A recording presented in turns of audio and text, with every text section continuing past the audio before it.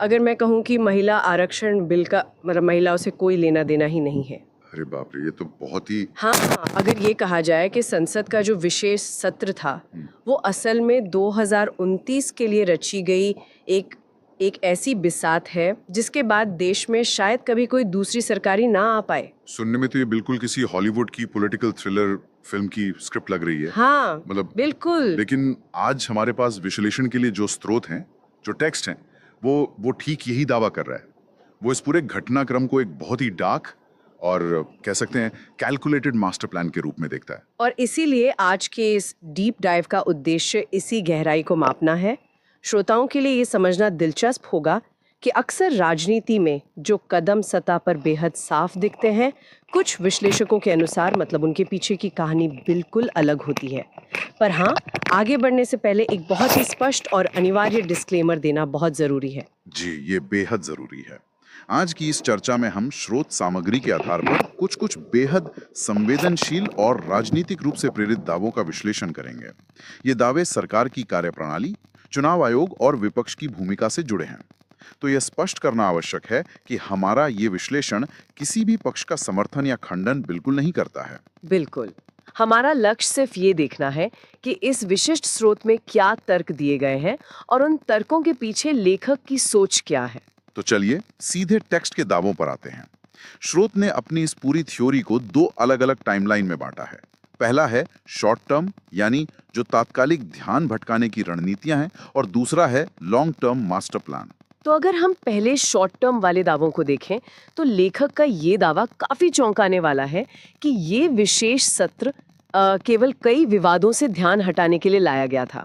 और इसमें सबसे पहला नाम 3 राज्यों के चुनावों का आता है, केरला, पश्चिम बंगाल और तमिलनाडु। हाँ, और यहीं से इस टेक्स्ट की जटिलता शुरू होती है।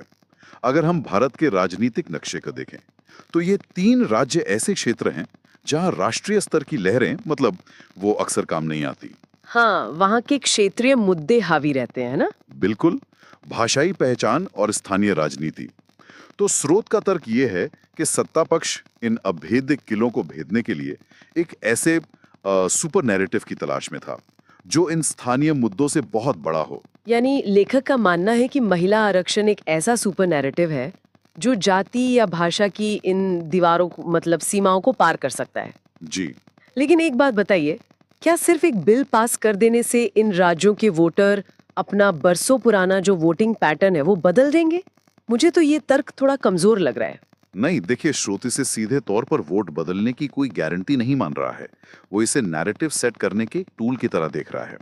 मतलब जब आपके पास इन राज्यों में कोई मजबूत स्थानीय मुद्दा नहीं होता है, तो आप एक ऐसा राष्ट्रीय विमर्श खड़ा करते हैं जहां विपक्ष को मजबूरी में आपके बिल का समर्थन करना ही पड़े।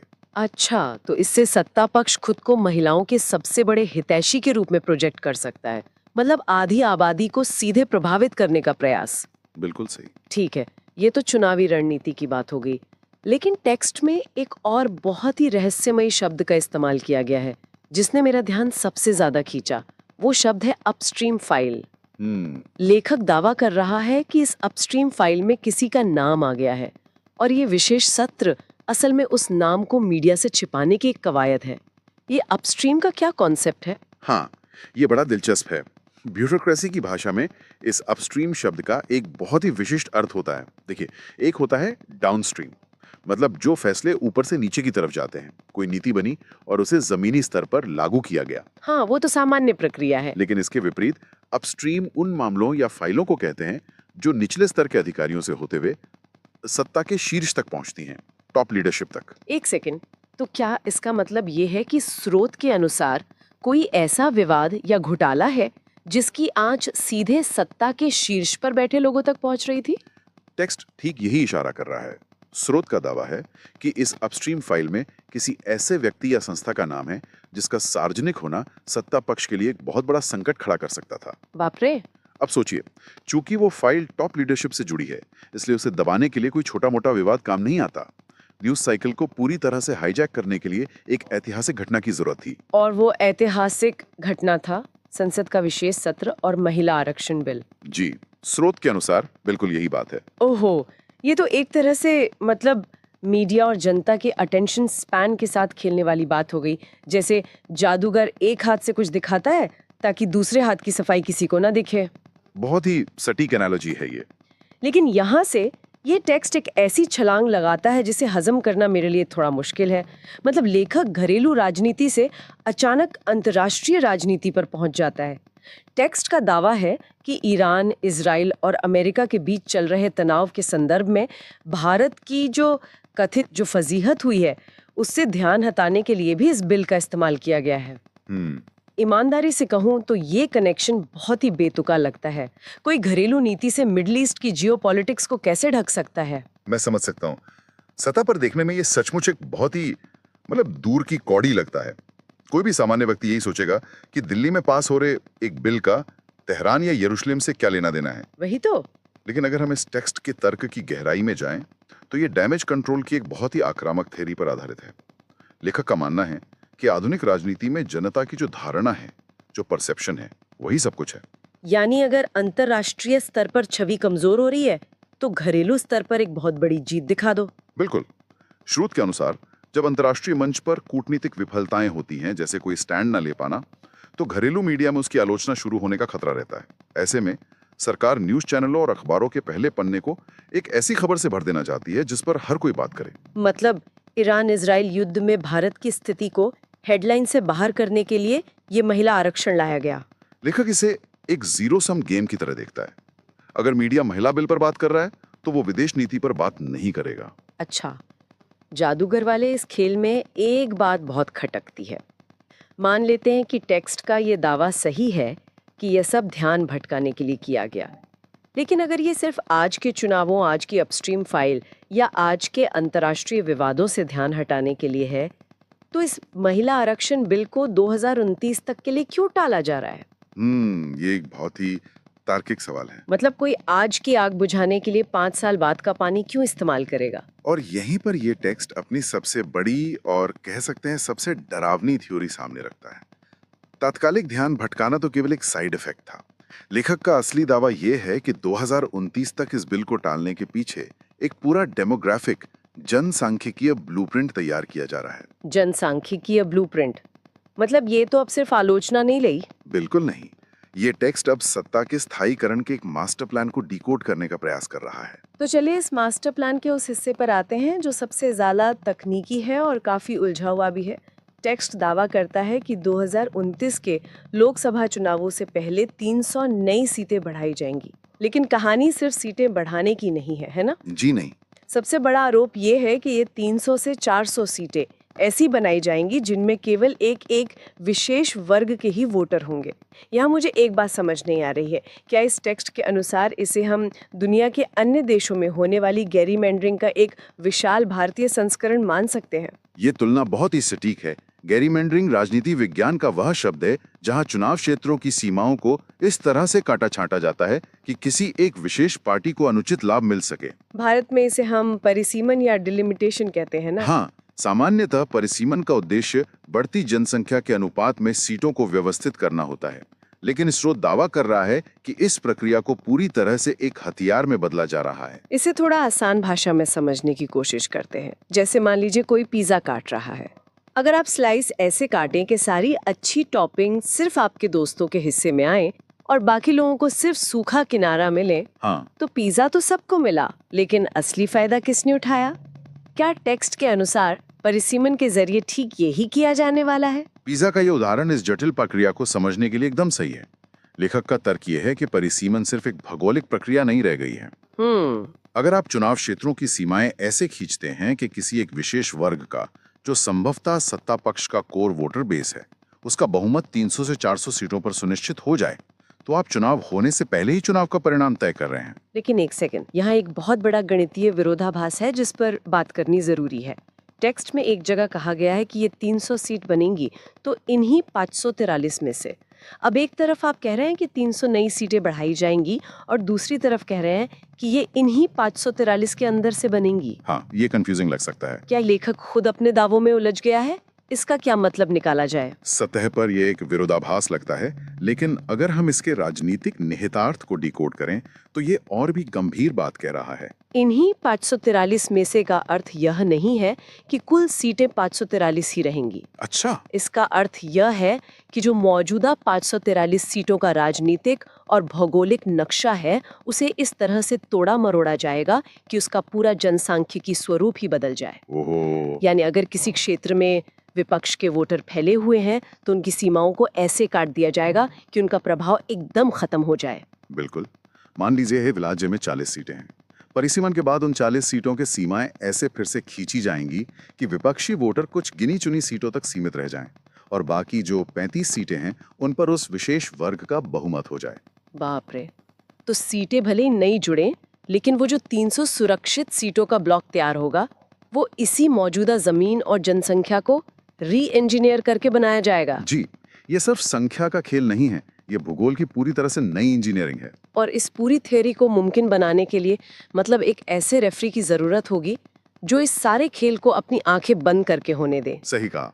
और इसीलिए शायद ये स्रोत देश की सबसे महत्वपूर्ण संस्थानों में से एक चुनाव आयोग पर सीधा हमला करता है। टेक्स्ट स्पष्ट रूप से आरोप लगा रहा है कि चुनाव आयोग सत्ता पक्ष के इशारों पर काम कर रहा है। यही वो बिंदु है जो इस टेक्स्ट को एक सामान्य राजनीतिक विश्लेषण से अलग करता है।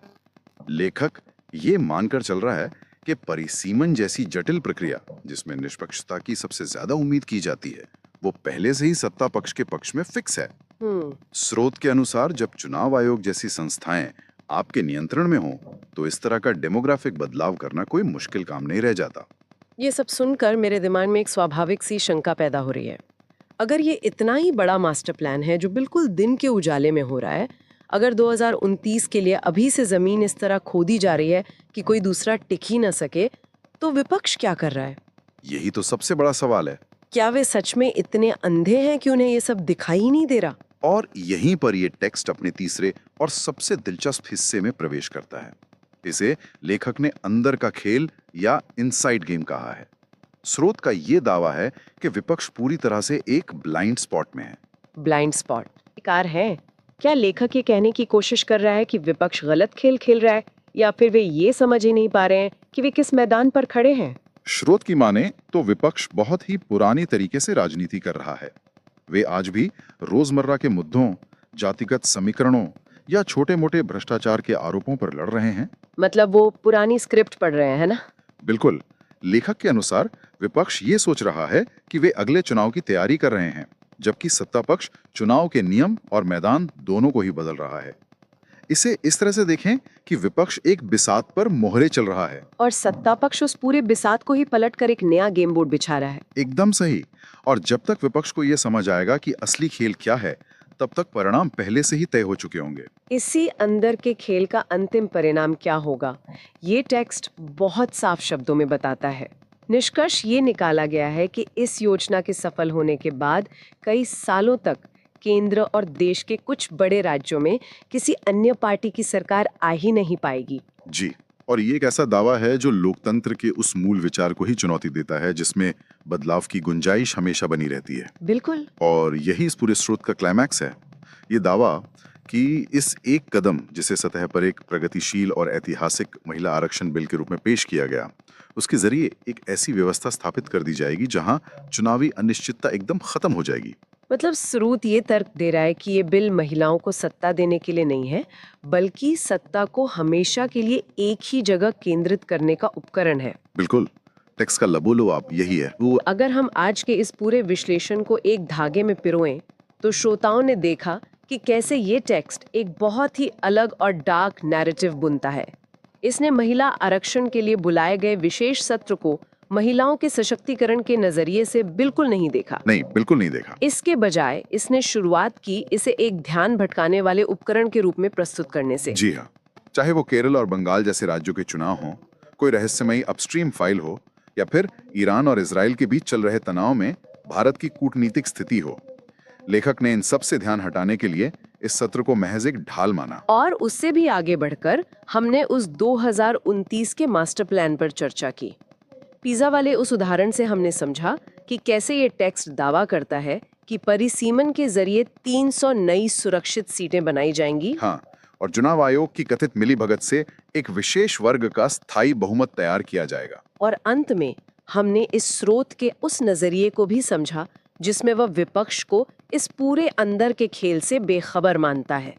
एक ऐसा विपक्ष जो रोजमर्रा की राजनीति में उलझा है, जबकि सिस्टम का बुनियादी ढांचा ही बदला जा रहा है।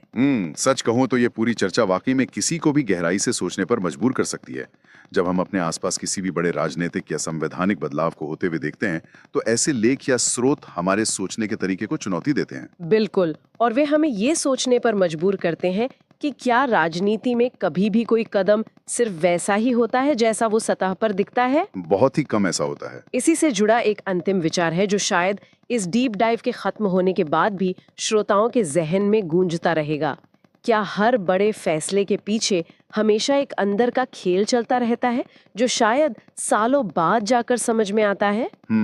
सोचने वाली बात है। इस तरह के नैरेटिव्स, चाहे वे सच हों या महज एक थ्योरी, लोकतंत्र में सूचनाओं को देखने का हमारा नजरिया कैसे बदल देते हैं?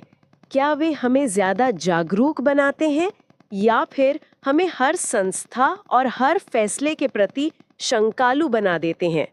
ये एक ऐसा सवाल है जिसका जवाब शायद हम सबको खुद खोजना होगा। आज की इस गहरी चर्चा में हमारे साथ जुड़ने के लिए